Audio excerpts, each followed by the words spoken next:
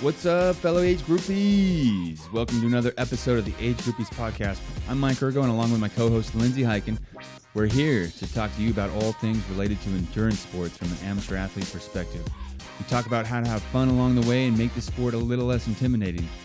You all can follow the show on Instagram at Age Groupies, join the Age Groupies page on Facebook, and look us up by name, Lindsay Hiken and Mike Ergo, on Strava. If you have any questions, comments, or topic ideas, feel free to email us, agegroupies@gmail.com. If you guys like the show, please leave us a rating and review on iTunes or those other places people get podcasts. All right, guys, enjoy the episode. Let's get to it. I want to talk to you about UCAN Superstarch. UCAN is what I consume on the race course and for long or intense training sessions. Now, it's different than any sports nutrition out there because they use Superstarch. Superstarch is a complex carbohydrate that doesn't spike blood sugar, delivering a slow and steady release of glucose into the bloodstream. Stable blood sugar provides steady energy to both the muscles and the brain and controls cravings caused by blood sugar lows. I recently used this to complete the Pandemic Man 70.3 using only UCAN, and let me tell you guys, I was surprised by how well it worked, pleasantly surprised. I didn't need to use any gels, anything, just UCAN. And I felt great. I didn't feel bloated, didn't feel hungry, didn't have any of those intense cravings I get on the race course a lot. So I want you to try it out too. Learn about why you should fuel the pursuit with UCAN and save 10% on all your orders by using the link in the show notes or entering the promo code UCANInspireMe at checkout. That's UCANINSPIREME at checkout. Thanks. I'm recording on this end. You recording? Mm-hmm. We're both recording? Yep. Hey, Mike. What's up? What's up, Lindsay? How are you? I'm doing pretty well. I'm actually in a good mental space right now, which isn't always the case. Yeah. Well, how about you? We have that in common today. I'm doing well because I got to get in the pool yesterday, so that is always fun. Holy cow! How good did that feel? Oh, it felt wonderful. It took me, at first it was pretty tiring, and I won't lie, I was doing mostly pulling, so I had the pull buoy for a big chunk of it, but it took me about 20 minutes to get warmed up, and then I felt that flow again, so it was a great feeling. Mm-hmm. I only put in about 1,600, but that was enough for me. That was good. Mm-hmm. 1,600 is pretty good. I don't think I've gotten in 1,600 yet on my swims in pandemic era, just because I'm one of those people who is not that great of a swimmer. If I haven't been doing, I'm not that great anyway, but if I haven't been doing it consistently, I'm super weak. I have no upper body strength. I guess if I had fins on, I would have been, pulling is not my friend, but if I'd had fins on, I would have been able to do 16, but on my own, it's been more like 11, 12. Yeah, I switched from pulling to fins. And so this is almost entirely with tools, Okay. Like pure swimming, I only did maybe a few hundred. So it's brutal, huh? It was. If you haven't been in the water. Yeah. It's like, what's going on here?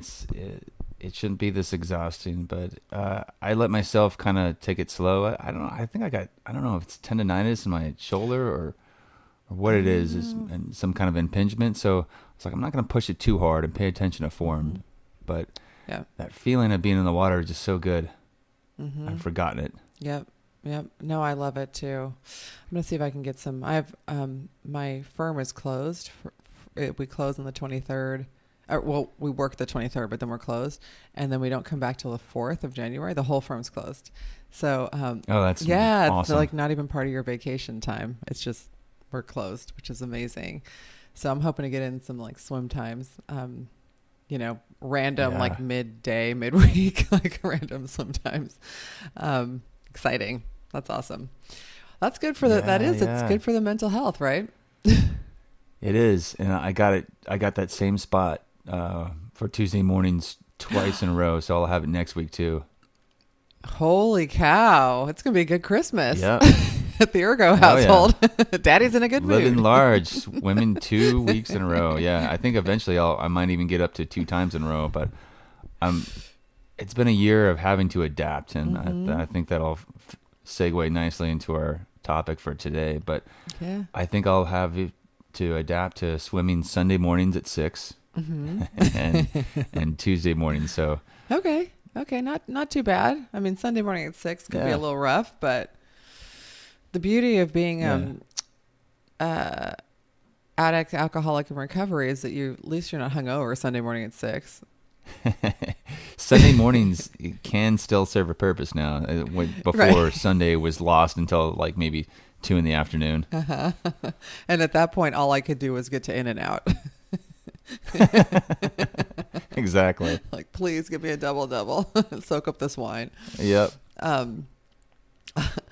So now I'm just only addicted to my morning coffee. That's like really the only thing I have left, which is pretty good. Yeah. So I want to think one of the big things about 2020 is we both given up red vines. Yes, that was how Who would have seen that coming? I mean, we did it towards the end of the year, but we did it. And how's that going for you? So far, so good. I seen them at the store, and just in like, not today, red vines, not today. I actually had a friend of mine who's a listener to the podcast text me and say, "Oh my gosh, Mike is so amazing." And not because you did 2 tours in Iraq and, all of that amazing stuff, and not because you're carrying the flag during Ironman, but because you were supporting me by giving up red vines. Oh, that's nice of them to say. And I was like, it does benefit me too. Yes, that's true. Well, but we're a team, so I want to be a team player. And plus, it's not like I really need extra red vines at this point. I know you're only getting older. The older you get, the harder it is to get that red vine weight off. Oh, yeah, I've noticed that. And 2020 has been a year of, it must be, I must be preparing for a very cold winter because I've definitely added. We've been hibernating for like 10 months at this point. So that's going to be our topic for today, people. We're going to just discuss, kind of do a recap. This is our last episode of the year. We're going to take a little break to spend time with our families because we haven't had enough of them during the pandemic. And so we're going to take a little break from podcasting. We'll be back, first week of January, and on a regular schedule. But, so we're going to do a little recap of our years and our thoughts, and then talk about, hopes and dreams and contingency planning for 2021 in case it goes a little bit differently than we think it's gonna. So first, my question for you, Mike, is what was your highlight of the year? So two highlights. One that's just like overall highlight of the year. It could be family stuff. It doesn't have to be, workout related. And then a highlight in relation to sports, our sport. Okay. I think I have it. I think my highlight was going fishing with my whole family.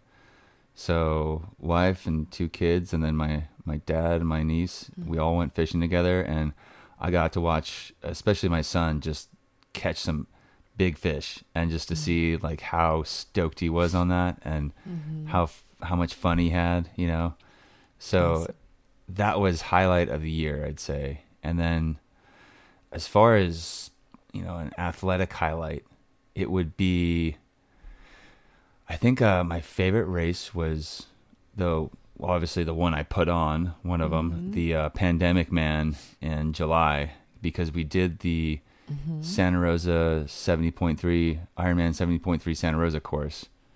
And I did that with 3 other friends, and it was cool because not only was the course beautiful and the weather was just great, but I watched my friend Sean complete his first, 70.3 mile triathlon.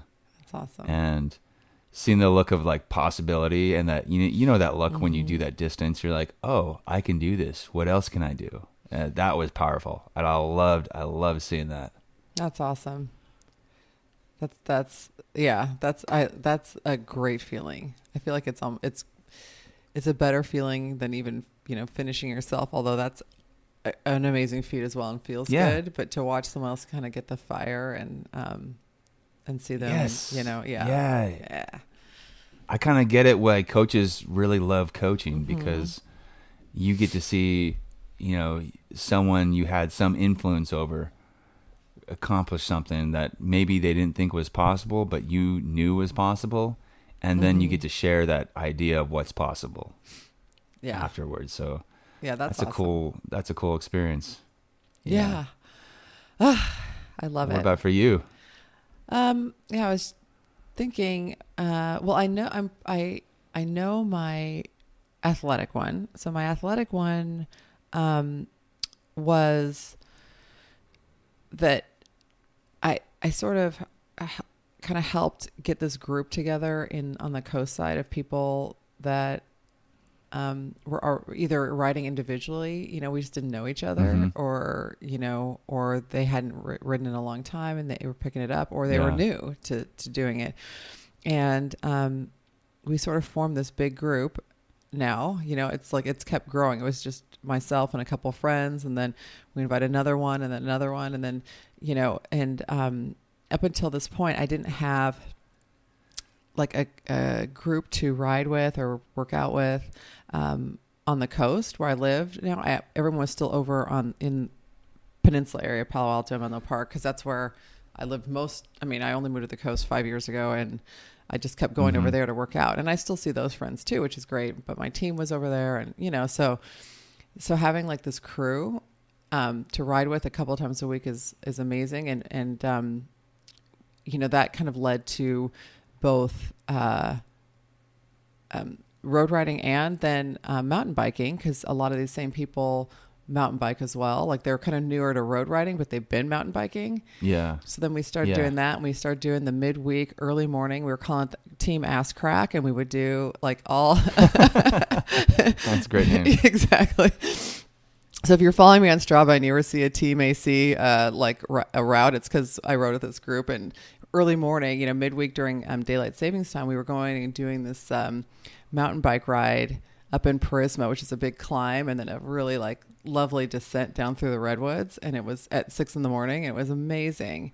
And so just having that, like that crew, I'm a extrovert and I love people. And so I can go execute on like a coach's workout by myself, but I also kind of need like people to work out with. And since we all live right here kind of next to each other, we just sort of pot it up, and we're able to, it's not a huge group. We're talking like there'd be like 5 or 6 of us at a time. The group's probably 15 or 20 people, but there were like 5 or 6 of us core people that, would do it regularly, and we pot it up. And it was, it just made it made being in the pandemic palatable, Yeah.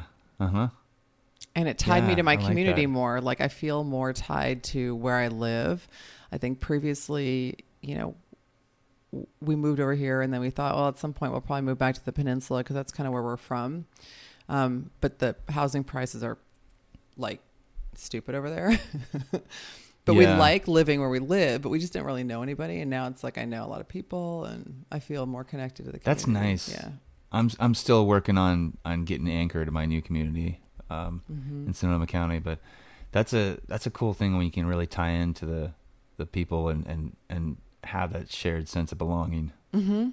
Yeah, and it's crazy that happened during the pandemic and not in the, I think that's partially right. Like, it's like until the pandemic, I just kept, for one thing, my office is in Menlo Park. So it's right by my pool. It's like a mile from my pool that I was swimming at over there. So it's like, I would just, the impetus to meet new people over here was less because I just was over there where I knew everybody. So I just kind of like, but then I would come home like, and if I didn't want to go over there and ride or whatever, and I wanted to stay home, like I was just solo or work out because I just didn't know anybody over here. I had a couple friends, Amy and Corinne, but I just didn't know, so it didn't really feel like home. And because of being forced to kind of be here, now it feels like home, which is great. So that's pretty neat. Thanks, coronavirus, for that. Thank you, COVID, for that. Yeah. So did you move during the pandemic? No, I've been up here. It'll be 3 years in March since I started my new job and moved up here. Okay. But, and I have some ties to the community, but I mean, still I'm doing most of my working out alone. I mean, the one thing I loved about training was swimming with a group. Mm-hmm. And obviously hasn't happened in the last year. So that's been a bit of a bummer, but getting tied into the community I think was already built in a little bit from knowing some people from Ironman. Oh, yeah. The triathlete community. But still, new area, new people. Mm-hmm. I mean, I spent a lifetime growing up in the East Bay, and so obviously I knew a lot of people there, but coming up here, not as much. But I love how you adapted.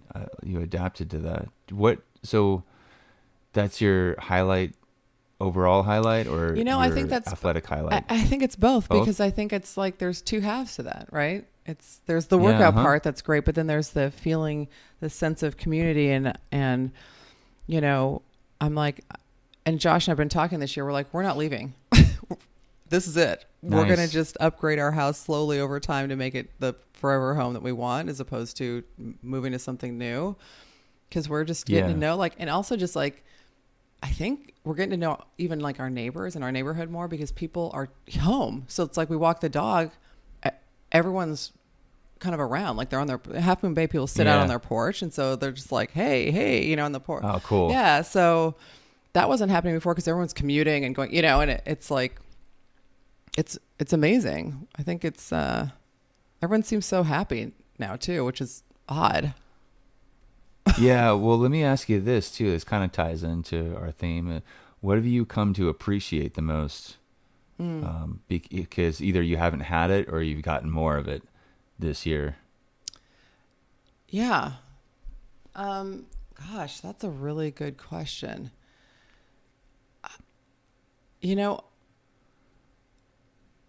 I think it still ties into what I was saying before, but it's, I've appreciating what I have, our home, and what Josh and I've created, here. My kids are grown, so they don't live with us anymore. My daughter, moved out a couple years ago, and she just lives over the hill, so I see her, but my son lives with my ex-husband, so he only comes to visit. So I'd say that's the thing I miss the most, is he would only come once or twice a year anyway to visit. He's 22. Yeah. I mean, he's 22, but he's in school, and so he flies out, and I haven't seen him at all, because he doesn't want to fly across country. We don't want him to fly.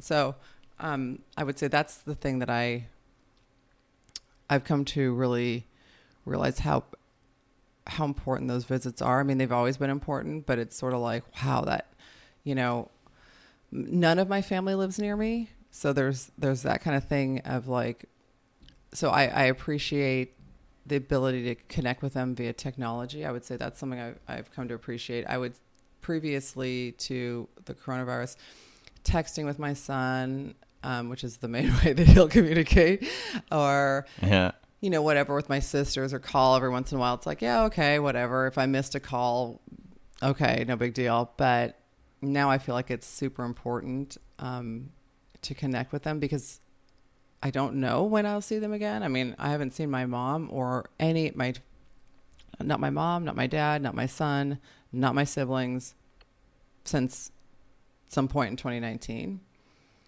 And,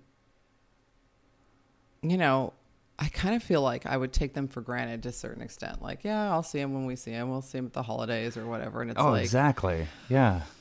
I heard on Rich Roll podcast one time him talking about, someone pointed this out to him. He was saying kind of the same thing, I see my dad once or twice a year, blah, blah, blah. And that person had said to him, I don't remember who he was interviewing, but said to him, so how old's your dad? And he said, whatever, his dad's older, right? And he said, so you probably only going to see him 5 or 6 more times in his lifetime, because that's you're seeing him once a year, Wow. And it's I hadn't thought about it that way. And now I'm kind of yeah, geez. I mean, my parents are both super healthy, and they're not, particularly old, but how many times am I going to see them in their lifetime if I'm only making an effort once a year. I mean, Yeah, 10, 8. I mean, who, you know, and with coronavirus, who knows? So I would say the family is like something that I've come to appreciate because I haven't had it. And then something that I've come to appreciate more because I've been around more is just like our home and what Josh and I've created in our home. And I've really made an effort this year to make this like a super homey, comfortable, safe space for us that like where there's lots of joy in our house. And, you know, we have dogs and we've got this big backyard. And so I've done some things to try to like make the house like just more homey and done a bunch of yoga out in the yard out when the sun comes out in Half Moon Bay, which isn't all the time, but you know, and it's like, I just, that sense of feeling grounded and like in my space, in my own space, feels amazing. So what about you? What are your things that you appreciate or have missed? It is definitely gathering with people, you know, family and friends. And I remember like, you know, for bigger gatherings, at a certain point I'd hit my limit of how much I wanted to be around people. But there's that sweet spot of having enough social interaction and hearing what people are doing, communicating, seeing people's faces, making eye contact, that I've definitely missed out on this year. You know, so when I met up with friends, it's like, you know, tell us news of your world, what's going on. You know, it's been like I haven't, you know, because I haven't seen them for a long time, but it's like almost like they've been in some far distant land and might as well have been. Right. That I miss swimming with a group of people. I really miss that. I really miss my swim team, and not sure if that'll ever come back. I mean, maybe someday, but I want to be part of a swim team again because that's my only time where I train with another person or other people. And then I think I really appreciate you know, races, events, you know, all the fanfare that comes with, say, an Ironman, you know, that all the production that comes with a big race like that, the ritual of checking in to a race, you know, perusing like the different vendors, seeing all the people come in with different bikes and different gear and different kits, and just the atmosphere there, the excitement, the buzz, and then the, you know, the race day traditions of seeing everybody at the starting line kind of making eye contact and going, yeah, we're doing this. So I miss all of that. This is kind of off topic, but it just made me think of it. When you said race day traditions, do you have any little quirky things that you do or superstitious things that you do like before you start the race, like in transition, or like any routines that you feel like you gotta do to get your race like kicked off right? Yeah, a couple ones. The night before, almost always. There've been a couple exceptions, but I like to eat fish tacos. Oh, and that's like a pre-race meal that I need to have. And then, but the day of, I think when I'm in transition, just going over the names of people on my jersey. Of people who have fallen, and especially the name if I'm carrying a flag for someone, what that person was like, thoughts of them when they're family, and then, you know, just asking them to provide me with strength so I can honor them and make their family happy. So that's when I do. And I'm trying to think of like any funny, like quirky things I do. I mean, I think everybody has like, you know, like the pregame bathroom ritual. I was going to say, that's really all I got is run to the porta potty. Yeah, I think that's it. But nothing like superstitious. You know, I don't make this sign of the cross or do any kind of weird like hand ritual or anything before it starts. So what about you? Yeah, bathroom. And usually there's a line for the bathroom. And so while I'm in line, I do a little like standing walking meditation where I just sort of try to connect with my breath. And although if I get too close to the porta potty, I'm not trying to connect with that breath because it's usually pretty smelly. That breath in, it's like, but Yeah, so I'll do like a little, oh, there's a child. Is this a daughter or the son? Yeah. That's She's so cute. that's my daughter Addie. Hey kiddo, I'm doing a podcast right now. Folks, everyone, I guess, like, kids have had donuts to say, so they're happy. Oh, I see them peeking around Mike's shoulder. I will say Mike's daughter is adorable. She has like it's a tiny little Mike face with long hair. It's so cute. Yeah, and then I got my son, my mini me. I've been told is like the spitting image of me, which is funny. Anyway, yeah, so just the bathroom and the like little couple, meditative breaths. And then the rest of the time I'm usually just cracking jokes with people and trying to, I mean, that's kind of what I do, is just like lighten the mood, right? Yeah. Cause I don't take it too seriously. I mean, I'm there to, this is my hobby. It's like, it's meant to be fun for me. So, I'm not in there like getting in a zone, and maybe I'll try that and see if it helps getting in a zone. But I'm just kind of like, okay, whatever's going to happen is going to happen. It doesn't really matter. Like I'm not coming close to the podium. I'm the same way. Yeah. Let's just say, let me situate this for a second. I'll be right back. Yeah. Hey kids, I need to do my show in here. So can you go play downstairs? Yeah, I'll come down when I'm done, okay? So listeners, we're keeping it real. Mike has to let his kids know that they can't play with toys like directly behind him when he's recording a podcast. They're literally flying planes and whatnot right behind him. They're so cute, but not great for the sound quality. I was just telling the listener that what you were doing, that you were your kids were playing with toys like directly behind your head. It was like, woo, here goes the airplane. And I was like, they're adorable, but it's probably not great for the audio quality for the listener, but who cares? Oh yeah, we'll see if this even makes it in the show or gets edited out. I'm not sure. But what you were saying with I love talking to people the morning of the race, and just, especially if I find someone I'll sit next to on the bus, and just be like, so what's your deal, man? What are you doing? And, I've met like all kinds of people just on that bus. What I like is, for Ironman Santa Rosa, rest in peace, was we had that bus ride up to T1 and start. And so you could talk to people, for about 45 minutes. And sometimes I'd sit next to someone who was super nervous and then get them talking and get them loosen up. Or, I met, a British Royal Marine once. That was pretty cool. Oh, we talked about, that's awesome. Different services. Yeah. So it's just lightening the mood and being like, this is going to be fun. Don't worry. We're going to have a good time today. I think I've shared this story before on the podcast, but like my favorite transition start, like, pre-race transition story is when I was at Wildflower and doing the sprint. That retired pro from like, she was like hella warming up with the bands and stuff, and super serious. I mean, super serious and like very, very uptight, not friendly at all. And the other late 40s women and myself were like, none of us were we were all just laughing and chatting it up. And then this woman's like with these bands, and we were just like, okay.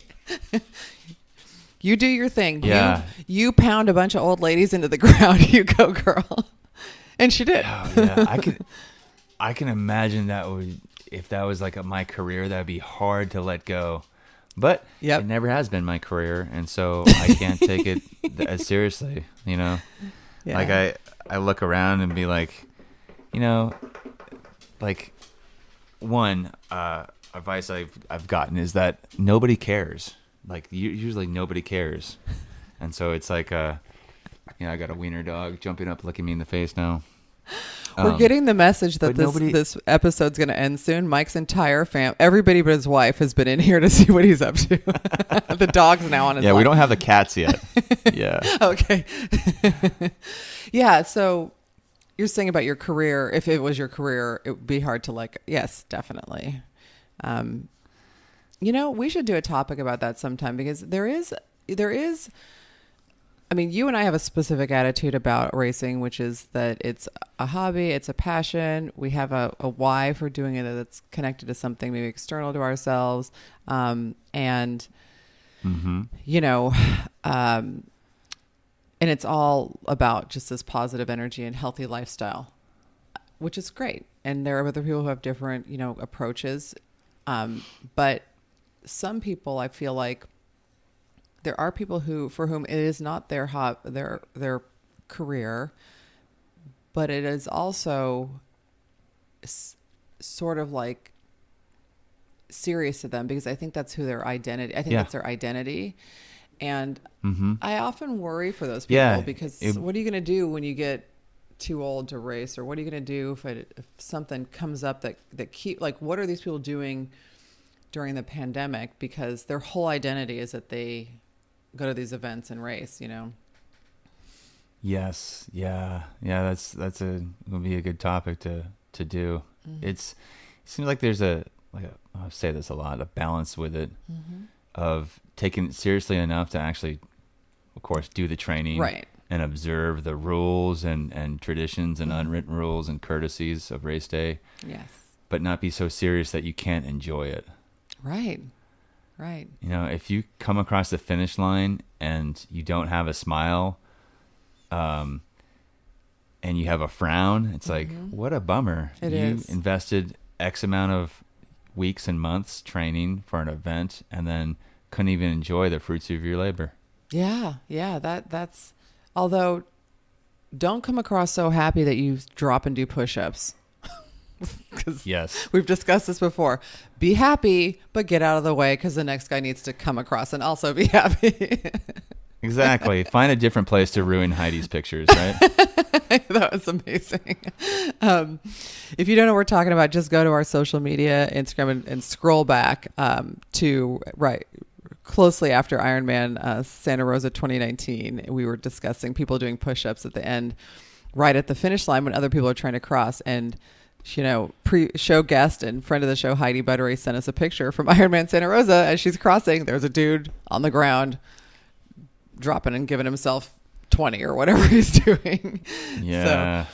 So, okay. So we're going to probably wrap it up soon, but before we do, I want to talk about 2021 and, sort of what your hopes and dreams are for the coming year. And then if you're doing any contingency planning, so say there isn't another swim team, are you going to create an open water swim team for yourself, or what's happening with you for 2021? 2021. Well, I'm hoping I get to do a few races, and the races are Escape from Alcatraz, and that's iffy because that's only in, I think, June. But I'd really like to do that. So do the race Escape from Alcatraz, do Ironman 70.3 Ohio, because I'm going to carry the flag for my good friend Todd, who we lost in 2004, awesome. who I named my son after, and then Kona. Ooh. So, yeah, contingency plans for that. It'll be, I think, doing the COVID man and pandemic man and Corona man, doing those races we did again, and perhaps refining the routes on a couple of them, because that I learned just how much fun it is to have less of a race and more of an event, where we all complete the distance, but there's not any of the hassle, the panic or the hustle or that kind of nervous energy. So I think my contingency plans will be that. And then for swimming, I think that I might just see how it goes. I mean, if I can be part of a swim team, I will, because I have seen a swim team working out, even yesterday, working out together. They're just one person per lane. So if they have that for masters and it's available, then, I'd like to be part of it. So gotta whip my ass into swimming shape first before I join them though. Mm-hmm. Yeah. You were on masters there, a masters team, and because the masters team, the Menlo Masters, there's a group of them who are a small group. They're open water swimming. They've been open water swimming this whole time, every single Tuesday. Nice. In the bay, they've just kept it up that way. Swimming, they may swim by themselves also in the lagoon there, but they do a weekly. I've been invited. I'm not really, it wasn't working for me logistically with work, but also I'm not that where they swim. There was a lot of those giant jellyfish there that we discussed. Yeah. So they're just like, it's not that bad. I'm like, I'm not down. I'm like, I'll come bring my paddleboard and like do a little safety thing for you guys. But so that's something I was wondering, you might be able to find other people on your current masters team that are dying for swimming and just create something like that if you have. And I don't know. We have the San Francisco Bay here. Mm-hmm. I think the closest I have besides Lake Sonoma, which is, I don't know if it's like equidistant between Lake Sonoma and San Francisco Bay, but there's, the South End Rowing Club and the Dolphin Club who swim in the Aquatic Cove there. Oh yeah. So there's access to swimming. So oh my gosh, if you become one of those Dolphin Club people, I have a couple of friends that do that swim year round in that bay, and one of them her group that she swims with, that's they're the non-wetsuit. They swim hella early. The Dolphin Club, there's like an early group that swims early in the morning, year round, no wetsuit. And she's like, oh yeah, later in the morning. Like, when she says later, she means like 7 a.m. or something. Later in the morning, you see all the wetsuit people showing up, and I'm like, oh my god. I'm not there. Maybe with my added layer of fat that I've acquired this year, it'll be a little easier. You can always go back on the when I'm in shape. Exactly. When I'm in shape, it's not. I get hypothermic, and so I was never able to swim consistently enough to build up that tolerance where I wasn't getting hypothermia. Yeah, I hear you. That's definitely how I am. Well, that sounds good. So you've got a couple of races, some may happen, some may not. And then you've got the contingency plans for your, your self-supported races, 3 of them. So that sounds like a pretty good, good calendar, something to look forward to. I mean, things may go well with the vaccines. We never know. I mean, that could be amazing too if that happens. Yes. I'm definitely looking forward to the day when we have an actual race and we show up. I mean, that's just going to be so freaking fun. Oh man, I can't wait. I'll just say really quickly, I have some races planned as well. I'm planning to do the Donner Lake Triathlon, which is end of July. Awesome.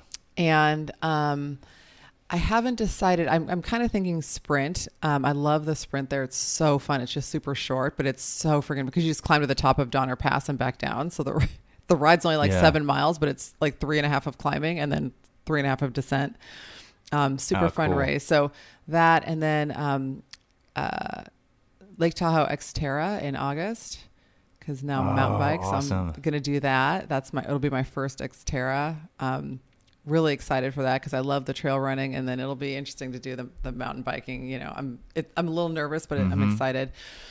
Then I'm hoping to make a trip to Hawaii and watch Mike race in Kona. That's like on my dream list of things to do. So I'm trying to see if I can gather all my little ducats to get out there. I have a friend who lives out there, who moved out there during the pandemic. They just were like, we're selling our house and we're moving to Hawaii because we can work remotely. And so I have a place to stay. So that's my plan. Very cool. Yeah. And take a lot of footage of Mike running with the flag. So exciting. And then I'm going to do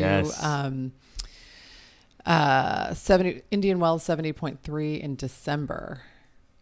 Oh, good. Yeah. So that one should be up and running. And I am on the Women for Tri ambassador brand ambassador team again for 2021. And so I'm excited about that.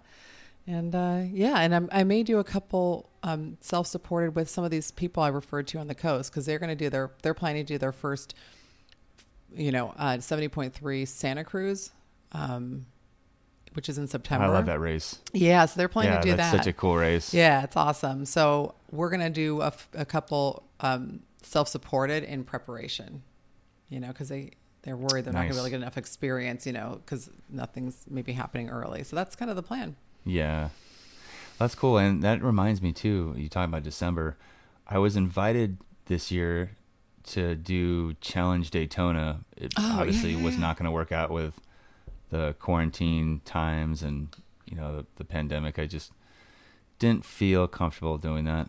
So good move. Maybe I'll be there next year with some other crew from Endurance Zone TV, and we'll see how that pans out. But I'd like to do that race, because that looks like a fun one. That was fun checking out the live footage and checking out like the first like really big major race in the U.S. Yeah, it looked awesome. I know there's some people who are teammates of mine over here that went and did it, and it looked fun. It looked amazing. Yeah, so it is possible. The possibilities are there, just knocking at our door. Yes, we're in the meantime, let's just keep on focusing on those things that the positive and the good that we've gotten from being quarantined for or whatever, so shelter in place for 10 months, and just keep that good vibes rolling through the holidays. And I have to say, I'm looking forward to our challenges. I really am. Our monthly challenges, triathlon challenge, because I haven't done something like that before. So it's going to be fun just to compare times and efforts and how I feel. Yeah. It'll start right in January. So I think the actual challenges will be available to sign up in the next week or so. I'm going to get those up and open so that you guys can sign up to participate. And I think it's gonna be awesome to see the different times of people, and also just yourself over the course of the year. And I will be fueling all of them with sponsor plug. You can same, of course, and coffee. You can and coffee is going to be my go-to fuel, just like it was for 2020. Same. My old diabetic ass is going to be using UCAN as well. That's the plan. Well, that's another thing we have in common. UCAN? UCAN and coffee. That's right. Cheers. Okay, guys. Have a wonderful holiday. Stay safe. Don't get too crazy visiting family and friends. I know it's so tempting because we've all been isolated, but we're not through this yet. Hold on. Try to enjoy holiday times, socially distanced, and focus on the good. And we'll see you in 2021. Yes, everyone. Take care.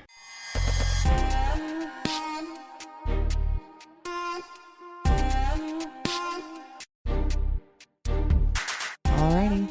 That concludes today's episode of the Age Groupies Podcast with me, Lindsay Hiken, and my co-host, Mike Ergo. We really hope you enjoyed it. You can follow the show on Instagram at Age Groupies, join our Age Groupies page on Facebook, and look us up by name, Lindsay Hiken and Mike Ergo on Strava. If you have questions, comments, or topic ideas, feel free to email us at agegroupies@gmail.com. If you enjoy the show, please leave a rating and review on iTunes or wherever you get your podcasts, as this really helps us get more exposure while we try to grow this little venture. And of course, if you have friends you think might like the show, please be sure to share it with them. But for now, thanks for listening, and we will talk to you next week.